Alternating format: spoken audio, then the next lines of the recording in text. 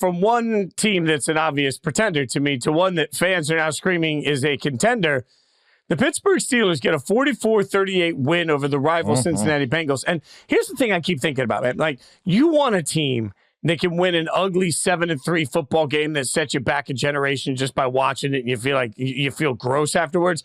Pittsburgh can do that. You also want a team that can turn around and score 44 points in a shootout win. They can do that too. Like, I'm just starting to be incredibly impressed with the Steelers' ability to do whatever it takes in every setting to win a football game. Like, yet again, people are going to talk about Tomlin never having a losing season. That's been secured as of today. I don't care about that. What I care about right now is that this version of the Pittsburgh Steelers feels like they can look at you and say, all right, what do I need to do to dissect you, to beat you? I'll just do that this week. That's impressive and that's scary.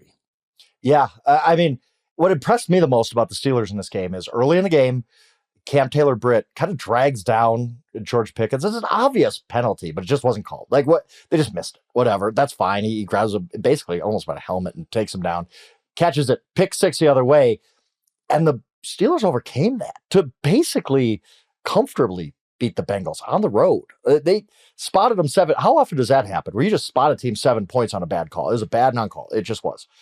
And then you still go on and just blast them. And it's so impressive. Russell Wilson made a play that seemed like old Russ in Seattle, rolling to his right, happens to see Freiermuth, kind of flips it out to him across his body. Freiermuth gets it for a touchdown.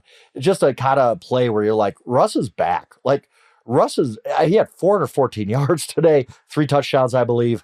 Just looks good. He looks like Russ, like we're used to the guy who made 9 Pro Bowls in 10 years with the Seattle Seahawks. And that has changed our entire offense. Again, I've talked about Mike Tomlin Coach of the Year, and I think what you were talking about kind of helps my point along, that they can win games however they have to win them. Mike Tomlin knows how to manage football games to get his team to win at the end. There's a reason he's never had a losing season, as we all know. The Steelers team, you beat you in many ways, are a tough team, really good on defense. The offense has come around in a big time way. I think the one thing that they do have to worry about a little bit is George Pickens.